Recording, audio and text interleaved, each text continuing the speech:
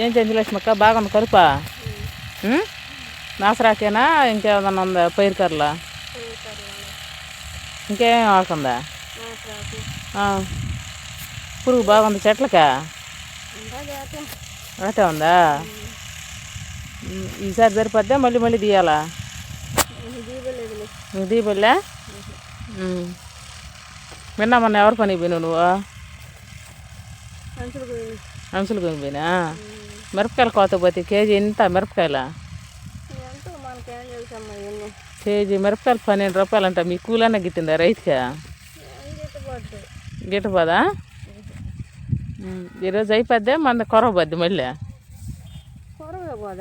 కొరవబద్దా ఇంకిద్దరిని పిలుద్దాం అనుకుంటే ఇంక నాది కార్యక్రమం ఉండే ఈరోజు ఊళ్ళోని ఆపేసుకున్నాం.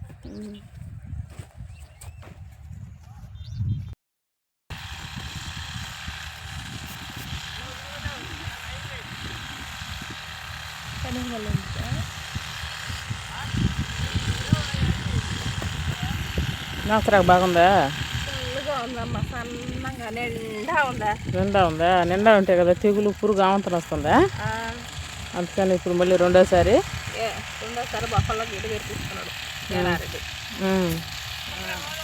అంటే చిన్నగా అమ్మ చెట్టు పసుకంత కొంచెం సూక్ష్మంగా ఉంటుందా చిన్నగానే పెరుస్తున్నావమ్మా. మా పొలంలో ఎక్కువగా నాసరాకు పనగంటాకు నేనున్నాను తగుదనమ్మా అని పిలవని పేరంటానికి వచ్చినట్టు వేసిన పంట కంటే ఎక్కువగా ఈ రెండైతే వస్తాయి. పనగంటాకు ఆరోగ్యానికి మంచిదని బాగా గిలుకొని తినేస్తాము. ఈ నాసరాకు పట్టిన వెంటనే మట్లుగా అలిగిపోయి ఎక్కువగా పచ్చపురుగు భయంకరంగా వచ్చేస్తుంది. అలాగ వచ్చినప్పుడు ఈ పుచ్చ చెట్లు తినేస్తాయి. పుచ్చ చెట్లకి పెట్టుబడి ఎక్కువ, ఆదాయం కూడా అంతే ఉంటుంది, నష్టం వచ్చినా అంతే ఉంటుంది. అలాగ నీట్గా అరపారలు తీసుకొని బోదికి అటు సైడు ఇటు సైడు నీళ్లు ఫస్ట్ తడి ఎక్కువ కడతాం కదా, అప్పుడు ఈ నాసరాకు ఎక్కువగా వస్తుంది.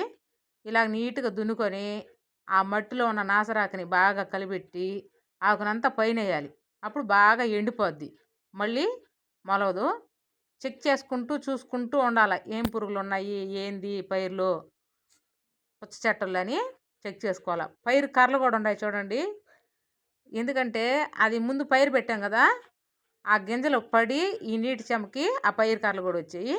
అలా శుభ్రంగా ఆ పైరు కర్రలని ఈ నాసరాకుని నీట్గా కలుపు అయితే తీసుకోవాలి. ఇలాగా మాకైతే 10 మంది పడ్డారు కూలోళ్ళు. రోజు ఒక్కరోజే పెట్టుకోకుండా నేను మా అక్క చెంచలక్ష్మక్క అలాగ 3 రోజులు ముగ్గురం అయితే తీసుకున్నాము. మధ్యలో మా పాపలు కూడా కొంచెం హెల్ప్ చేశారు. ఇట్లా చెక్ చేసేటప్పుడు అయితే నాకైతే 4-5 పురుగులు అయితే కనపడ్డాయి. అప్పుడు వీడియో తీసుకొని మా ఆయనకి చూపించాను, దానికైతే మందు తెచ్చాడు. నేను మా ఆయన ఇద్దరం స్ప్రే చేసాము. చూడండి పురుగులు, పచ్చ పురుగు అమ్మో భయం వేస్తుంది అంట, అయినా కానీ మన పొలంలో కదా భయపడకూడదు. చూసుకుంటూ ఆ ఫోటో తీసుకొని మందులు అంగటికి ఎత్తుకొని వాళ్ళైతే సరైన మందు ఇస్తారు. మేము కొట్టిన మందు అయితే బాగానే పనిచేసింది, శుద్ధంగా పురుగులు అయితే చనిపోయాయి. మేము చూసేటప్పటికే 4 రోజులు ఆలస్యం అయ్యి హోల్స్ అయితే ఎక్కువగా వచ్చాయి. చూడండి పురుగులు లేని పురుగులు ఉన్నాయి నాసరాకులో, అందుకని తోటలో కలుపు అయితే ఉండకూడదు. ఆ కలుపు వల్ల వీటికైతే ఎక్కువ జబ్బు వస్తుంది. అలాగ టిల్లర్తో బాగా దున్నుకోవాలి. ముందు పైరు కారులో నాసరాకు చూడండి ఎంత ఉందో, అది బాగా దున్నద్ది. టిల్లర్ పెట్టి దున్నిలేదనుకో ఎక్కువ కూలీలు అవుతాయి, అప్పుడు ఇంకా అధిక పెట్టుబడి అవుతుంది. ఈ టిల్లర్తో దున్నించినందువల్ల ఈ కలుపు అంతా దిక్కులో పడి పంటకు కూడా కొంచెం సత్వ వస్తుంది అన్నమాట భూమికి. అలా బాగా దున్నినందువల్ల 4 అంగుళాల లోతు అయితే పడింది. మగ మనిషినే కొంచెం సైడ్కి లాగుతుంది. ఇలా పొలం అంతా దున్నియాల. ఎకరాకి కొందరు 3000 తీసుకుంటున్నారు, రోజుకి ఎకరాకి 1000 రూపాయలు తీసుకుంటున్నారు. ఇలాగ రకరకాలుగా ఉన్నాయి ఆ టిల్లర్లో కూడా. నీట్గా చూడండి ఎంత బాగా దమ్ము చేస్తుందో టిల్లరు. ఇటువంటి వస్తువులు వచ్చిన తర్వాత రైతులకి చాలా ఖర్చు అయితే కొంచెం తగ్గింది. ఇటువంటి యంత్రాలు వచ్చిన తర్వాత రైతులకి చాలా ఆదాయం కూడా. కొద్ది రోజుల్లో కూలీలు అయితే దొరకరు. అందులో ఇప్పుడు ఉపాధి హామీ పనులు వచ్చిన తర్వాత కూర్చొని వస్తే 300 వస్తాయని చెప్పి పనులు చేసేవాళ్ళు అటు వెళ్ళి రైతులకు రావడం కొంచెం ఇబ్బంది అయిపోయింది. ఇటువంటి యంత్రాలు వచ్చినందువల్ల కొంచెం అనుకూలంగా కూడా ఉంది. చూడండి దమ్ము ఎట్టయితే కొడుతుందో, బాగా పిండి దుక్కు చేసేస్తుంది. ఈ దుక్కు చేసినందువల్ల పుచ్చతీగ బాగా సాగుతుంది. పుచ్చకాయలు సొట్టలు రాకుండా ఉంటాయి.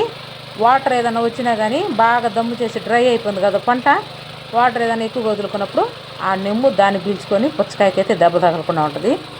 బాగా పుష్టిగా అయితే వస్తుంది పుచ్చ చెట్లు. నీట్గా టిల్లర్ అయితే బాగా దున్నేస్తుంది కదా. చిన్న 2 ఎకరాలు ఎకరా ఉన్నోళ్ళు ఈ యంత్రాన్ని తెచ్చుకొని ఉపయోగించుకుంటే ట్రాక్టర్లకు ఇచ్చే డబ్బులు సేవ్ చేసుకోవచ్చు. ఎంత నీట్గా దుక్కి చేస్తుందో చూడండి.